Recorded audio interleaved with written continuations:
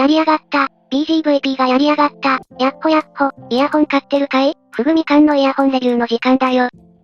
今回紹介するのは、BGVP の新作、BGVP-NS10。その名の通り、10台のドライバーを持つ、超多ドライバハイブリッドだ。NS10 が優れているのは、一般的な量産数を想定したハイブリッドイヤホンの中で、現在最多の10ドライバーを採用していること。内訳は、2ダイナミックドライバ 8BA、KZ が多数販売する、8ドライバモデルや、TRN-VX Pro が実現していた9ドライバを超える、10ドライバのハイブリッドイヤホンだ。価格はそれらより1ランク上になるものの、採用されているドライバも1ランク上となっており、BA ドライバには中国国内のカスタムドライバだけではなく、ソーニオン、ノールズ、BGVP カスタムの2種類がミックスして配置されているぞ。これらを3系統のサウンドチューブで分割して届ける、という、最近の流行モデルのトレンドを抑えつつ、さらに、ノズル終端部の交換によるフィルターギミックまで内蔵する、マルチドライバ大好きな人にはたまらない仕様となっているぞ。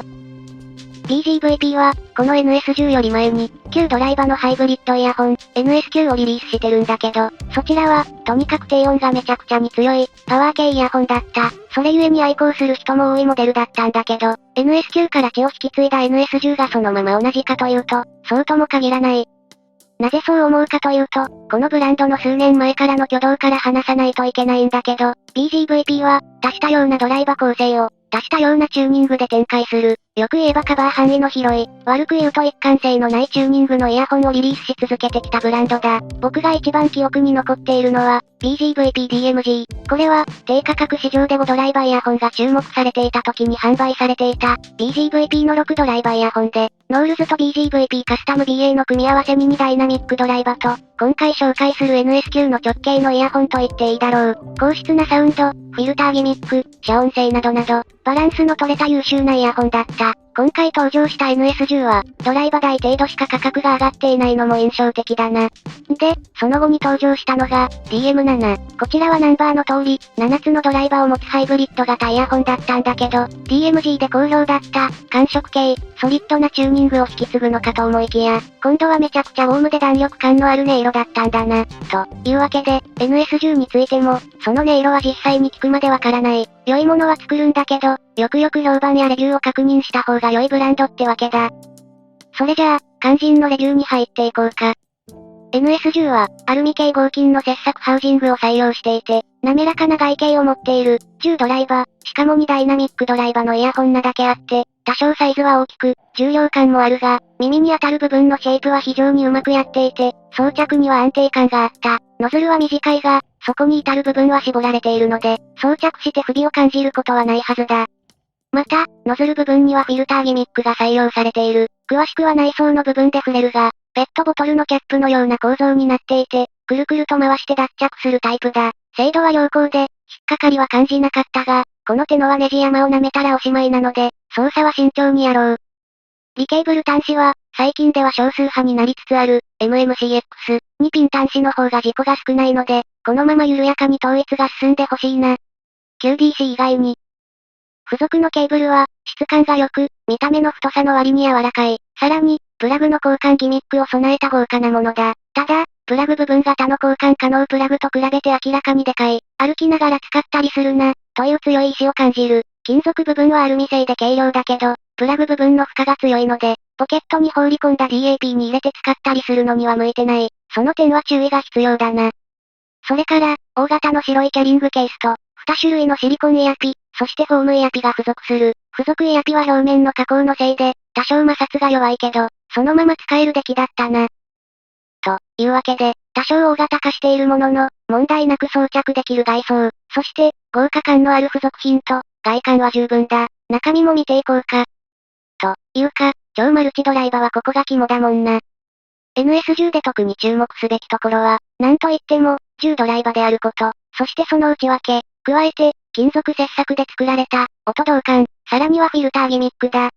NS10 は、高音域を気持ちよく伸ばしやすい反響を持つ、アルミ製のハウジングを持っている。ただし、重量が結構あるので、そのおかげで反響感はそれほど強くない。どちらかというと、余韻をピタッと止める、かっちりとしたなり方のハウジングという印象を受けた。おそらく、内部の空洞部分は小さくて、それほど内側で反響を生み出さない構造なんだろう。実際、それを証明するように、音導管構造が採用されている。初期のアルミ製外装を持つイヤホンは、内部に区分けした大きな空間の中に、ドライバーをそれぞれ詰め込んで、それらから耳へと繋がる空間は、共通の一つの空間を通って繋がっていることが多かったんだけど、最近では、3D プリンタの普及からか、金属ハウジングでも、それぞれのノズルが独立したモデルが多くなりつつある。NS10 もそんなイヤホンの一つ、内部に 3D プリンタ製のブラケットが収まっていて、それぞれの音がノズルの直近まで混ざらずに届くようになってるぞ。音の衝突を防いで分離感を高める仕組みだな。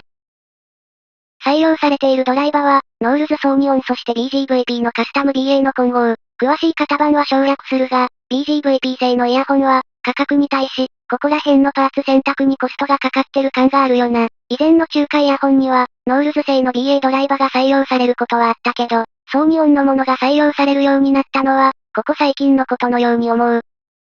高価格の方はすでに採用例があったのかもしれないけどな。それから、低音域にも注目したい。同系のダイナミックドライバーを2台、垂直方向に配置した、複合ドライバで、ちょっと商品紹介によくわからないところがある。グラフェンをコーティングした振動板であることはわかるんだけど、DC 振動板、というのは何だろう。実際聞いた感じ、グラフェンコート振動板っぽい感じだったので、10ドライバもあると方向性が定まりにくくなるところを、カーボン系の素材ではっきりとまとめるための選択っぽいのは間違いない。そして、もう一つ注目したいのがノズルギミック。ノズルを交換することによって、音を変えることができる要素で、スポンジの厚みを増やしたり、スポンジの目を細かくすることによって、高音域を減衰させて、全体のバランスを取る仕組みであることが多いんだけど、NS10 の場合、ノズルの出口を細くすることによって、より低音よりの音にする、というギミックを採用しているぞ。このイヤホン、少しチューニングが偏っているので、このフィルター込みでおすすめできるイヤホンになる感じだな。それと、スポンジタイプのフィルターではないので、高音はある程度ブロックされるとはいえ、音が柔らかく、角がなくなってしまった感じがしないのは好印象。実際、自分は一番低音が強くなる赤フィルターで視聴したぞ。さて、そんなわけで、音色の感想は、まず、NS10、ハイレゾ認証をしっかり取得していることと、それから、インピーダンスがかなり低めであるところに言及したい。ハイレゾ認証はしっかりと正規の方法で取得されていて、よくわかんないハイレゾっぽいロゴが貼ってあるイヤホンとは信頼性が違う。ハイレゾ音源をしっかりと鳴らしきっている保証が欲しい人には嬉しいポイントだな。それから、インピーダンスが、12オームと、通常のイヤホンより低めだ。より小さなオーディオプレイヤーで鳴らせるけど、ノイズに敏感なので、スマートフォンとかと組み合わせると、常に回路由来のノイズが聞こえてしまうと思う。このクラスのイヤホンは、やっぱりちょっと扱いに気をつける必要があるな。というわけで音色についてなんだけど、このイヤホンの前身である、NS9 は、ちょっとだけ視聴する機会があったんだけど、とにかく低音が力強く、それでいて負けない高音域が乗る、という、ウォームより、パワー全振りのイヤホンだった。じゃあ、NS10 もそうなのか、というと、今までの説明や、グラフェン振動板を採用しているあたりで、そうじゃないっぽい、というのは予想していただけると思う。麻薬。NS10 は低音域が弱く、洗練された中高音域を持つ、アコースティック系、とか言いたくなるようなタイプの音色だ。特にサブベースなんかはほとんどインパクトがなく、そこら辺を強調するようなアンプにつないでようやく満足いく分量が入るくらいのかなり極端なイヤホンだな。ただ、ノズルギミックがあるので、低音域に関しては多少強化することができる。個人的には、一番低音を引き出す赤フィルターでようやく納得できるバランス、というくらいに、高音域を聞かせることに集中したイヤホンだ。これは、NS9 の揺り返しじゃな？時々 BGVP はこういう正反対なことをする。人気作の BGVP-DMG からの、麻薬のウォームな BGVP-DM7 しかり、今回はそれと逆の流れが、ウォーム系からクール系への正反対の転身を起こしたわけだ。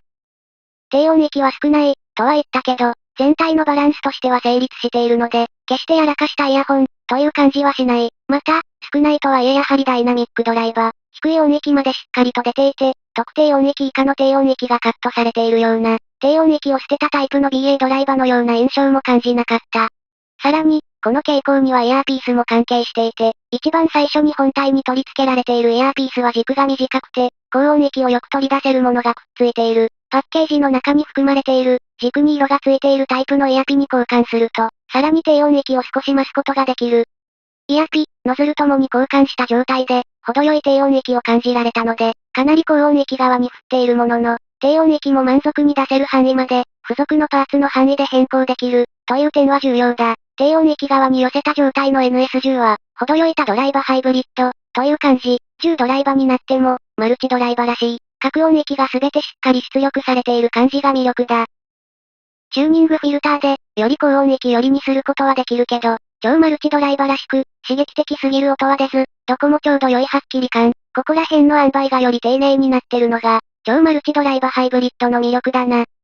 逆に、ドライバ数が増えすぎると、高音域がもっさりと、なんだか重ったるい感じになる場合があるんだけど、NS10 は音導管による分離と、重量のある残響を抑えやすいアルミハウジングのおかげで、そういった印象は全くない。10ドライバという重厚さのイメージとは裏腹に、非常にステップの軽いイヤホンだ。それでいて、マルチ BA らしい、どの音もしっかり聞こえる感じがあるので、10ドライバを買った、という満足感もある一台だな。音色を分解してみようか。NS10 の最大の魅力は、TRN-VX Pro などより顕著な分離感。そして、それを構成する高音域は、よく分離した BA ドライバらしい、金属質な音が得意な音色。各音色はよく分離していて、アルミらしいシャープな残響を持つけど、響きすぎないので、次の音が使えない。超高音域や高音域が近く、中音域がその後ろ、サブベースがほぼ同じで小さめになるイメージ。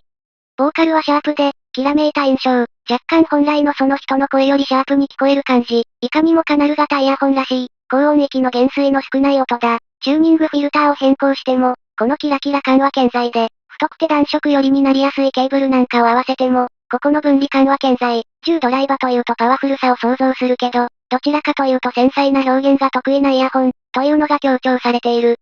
低音域からサブベースは若干抑制的。ただ、フィルターやイヤピである程度量感を持たせることはできる。ただ、サブベースがドッカンなるような音が欲しい場合は、先発の NS9 を選択した方がいいだろう。NS9 と NS10 は、全く被らないイヤホンなので、好きな方を選択しても、両方持っても腐らないな。空間表現は、ある程度限定された空間の中で、響いているような印象。近すぎず、遠すぎず、狭すぎず、広すぎずだけど、高音域側が引き立っているので、自然さはあんまりないかも。万能機になれるポテンシャルはあるけど、あえて高音域よりにフォーカスを寄せたイヤホン、という印象だな。価格がお安く、スペックに見合った音色を持っているので、おすすめできる。ただ、明らかにターゲットを限定してる点は注意が必要だ。何度かレビュー内で、BGVP はしっかりとレビューを読んでから買うと後悔しない、と繰り返してるけど、自分に合うかどうかをしっかり見極めた上で、10ドライバによる圧倒的物量による取りこぼしのない音色、なおかつ、それらをより体感できるように、低音域の方はある程度抑えているバランス、それらにピンときたら、ぜひトライしてみてくれ、おすすめだぞ。こんな感じ。古のハイブリッドから暴れる低音を抜いて、マルチドライバハイブリッドの素晴らしさをそのまま引き上げたような一台だった。面白いし、固有の世界観がある。ただ、NS9 がそのままパワーアップした。と期待して買うと、ちょっと違うものを見ることになるかも。その点だけよく注意して、納得したなら安心して突っ込んでいいぞ。といったところで今回はここまで。